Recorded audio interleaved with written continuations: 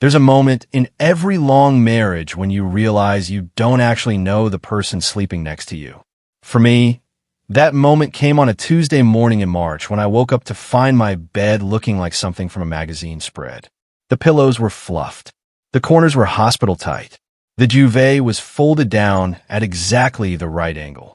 After 12 years of stepping over our unmade bed like it was just another piece of furniture in the room, my wife Rachel had apparently decided that this was the year we'd become the kind of people who made their bed. I should have asked her why right then. I should have sat up and said something simple like, "Hey, what's going on with the bed?" Instead, I did what I always do. I kissed her forehead, went to work, and didn't think about it again until the next morning when the same thing had happened. By the fifth consecutive morning of this mysterious domestic transformation, I was genuinely confused and maybe a little worried. Let me back up. To understand why a made bed felt like a threat to our entire relationship, you need to understand how we got here. Rachel and I met at university in a philosophy class. I was that guy who showed up late and always had a clever comment. She was the girl in the third row who never wrote anything down, but always knew what the professor meant better than the professor did. Our first conversation happened because I made a joke about Plato's cave that made her laugh so hard she snorted, and she was mortified, and I was completely charmed. We started dating 3 weeks later. We moved in together after graduation. We got married at the courthouse on a random Thursday because we both agreed that weddings were performative nonsense, and also because Rachel's mother had started planning an event that would have required us to smile for 8 hours straight. The courthouse felt like a rebellion. It felt like us. We bought our house 8 years into our marriage. It was a 1970s colonial with good bones and terrible plumbing, which meant we spent the first 3 years arguing about which problems to solve first. Rachel wanted to fix the kitchen. I wanted to finish the basement. We did neither and instead spent money on a new coffee maker and some plants that we both forgot to water. The bed, though. The bed had always been our thing. Not in a romantic sense, although there was plenty of that in the beginning, but more in the way that our bed represented our fundamental philosophy about living. Why spend energy on things that don't matter when there's so much actual living to be done? Making the bed felt like the kind of performative nonsense we bonded over rejecting. Rachel would leave it messy after she got up. I would leave it messy after I got up. On weekends, we would stay in it until noon, reading or talking or just existing in that warm, wrinkled space that smelled like both of us. We didn't make it. Ever. Not once in 8 years. My mother had noticed this on her one visit, and she made a comment about it that Rachel and I had laughed about for weeks. "It's like you're still in college," she'd said, shaking her head while she made the bed herself because apparently she couldn't leave her room without fixing it. We took it as a compliment, but something had shifted and I didn't know what it was. It was the middle of March and I decided to ask. I came home from work on a Friday afternoon and Rachel was sitting at the kitchen table with a cup of tea and her laptop open. She looked tired, not the good tired that comes from hiking or from a long but satisfying day. The other kind. "Why are you making the bed now?" I asked, pulling out a chair. She looked up, and there was something in her expression that I couldn't quite read. "Do you not like it?" "That's not what I'm asking. I'm asking why you suddenly started doing it." Rachel took a long time answering. She closed her laptop. She wrapped her hands around her mug. "Do you remember when my sister visited last month?" I didn't actually. Rachel's sister lived across the country, and they video called more often than they visited. But I nodded because it seemed safer. "She was here for 4 days," Rachel continued. "And on the second night, she made a comment about the bed.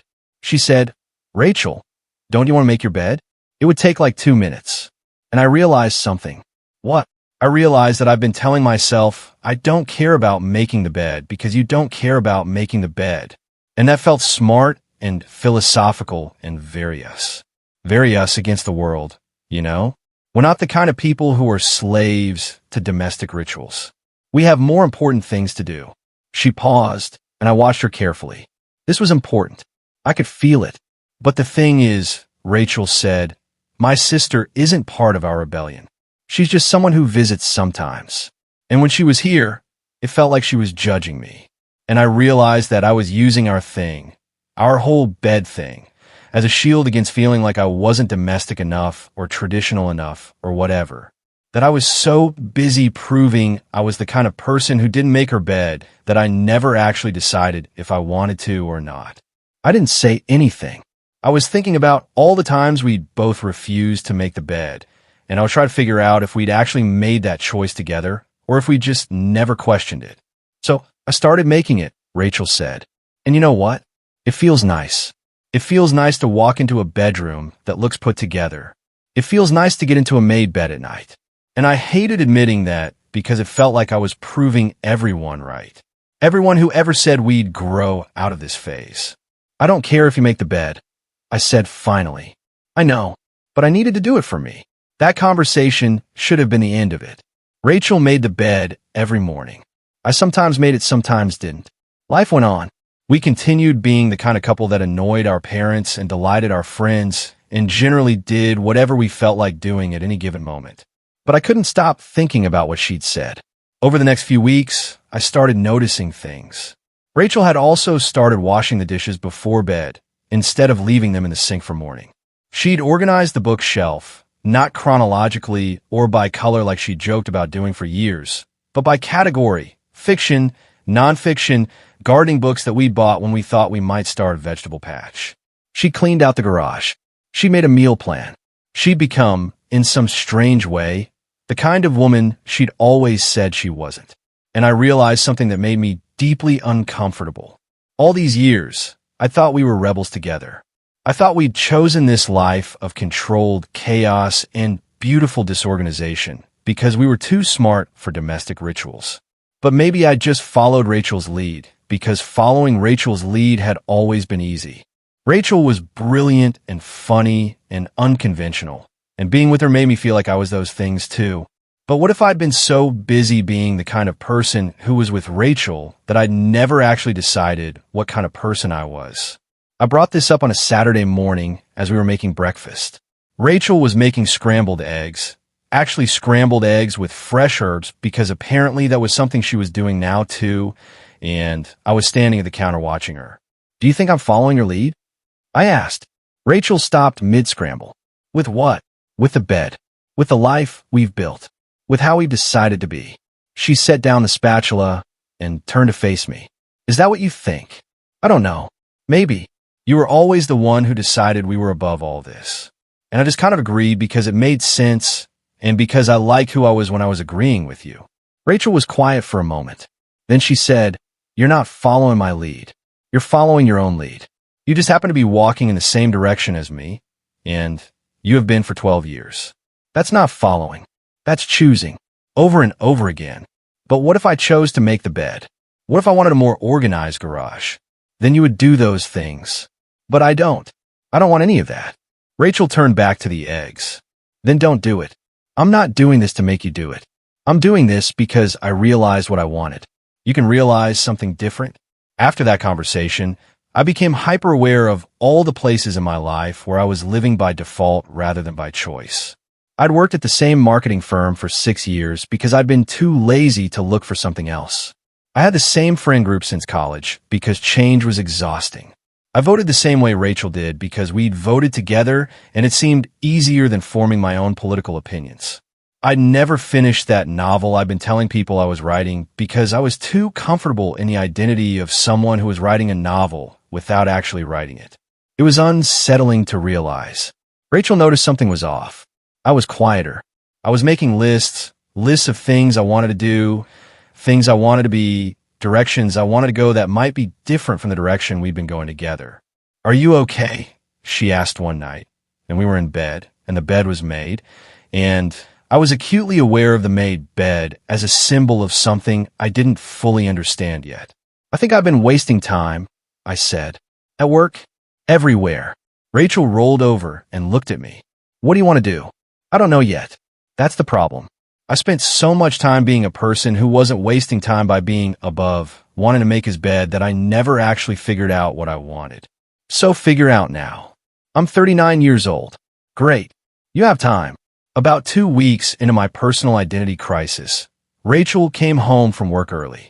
She found me on the couch with my laptop, looking at graduate programs for creative writing. I've been hiding this because it felt silly. I hadn't written anything substantial in 10 years. She set down her bag and sat next to me without saying anything. She read over my shoulder for a minute, and then she said, "Oh, don't." I said immediately. I wasn't going to say anything bad. "You were thinking something." "I was thinking that you've wanted to do this for years, and I've been so busy being the kind of person who pursues her dreams that I never noticed you weren't pursuing yours. And then you followed me into not pursuing anything because it felt philosophical." I closed the laptop. "This is weird, right? This whole thing we're doing. This whole marriage." Rachel laughed. "No, this is normal. This is what happens in long marriages. You become so intertwined with each other that you forget you're separate people. And then one day, one of you does something small, like making a bed, and it reminds both of you that you actually make your own choices. And it's jarring. Do you regret it? Marrying me? No. Do you? No. But I regret not being more deliberate about it. About us." Rachel took my hand. "So be deliberate now. I'll be here, but I'll be here as myself, and you'll be here as yourself, not as some complementary version of each other where we both pretend to want the same things." After that, things changed, but not in a dramatic way. I applied to the graduate program and got in, which shocked everyone, including me. I started taking night classes. Rachel, it turned out, had wanted to take a pottery class for 3 years and had been waiting for me to do something that would give her permission to do something for herself. We both joined the same yoga studio, which was something neither of us particularly wanted to do, but we thought it would be good to have some shared activities that were moving toward wellness rather than just comfortable stagnation. Most importantly, I started thinking about the bed.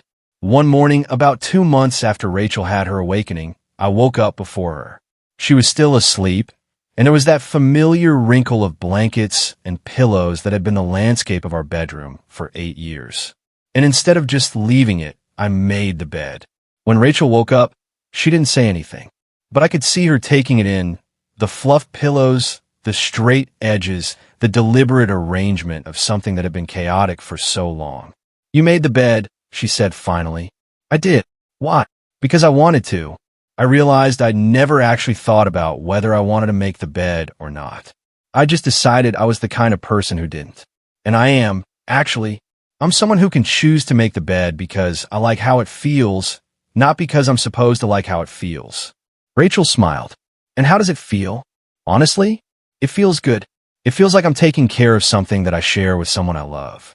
That's worth 2 minutes, apparently." The thing about long marriages is that they're not actually about being in love with one person. That's what everyone thinks they're about, but that's not right. They're about 1,000 tiny decisions made over and over again to keep showing up, to keep trying, to keep choosing someone even when you're tired, or they annoy you, or you've realized that you've accidentally built a life based on someone else's choices. What Rachel had done when she started making the bed wasn't just about making the bed.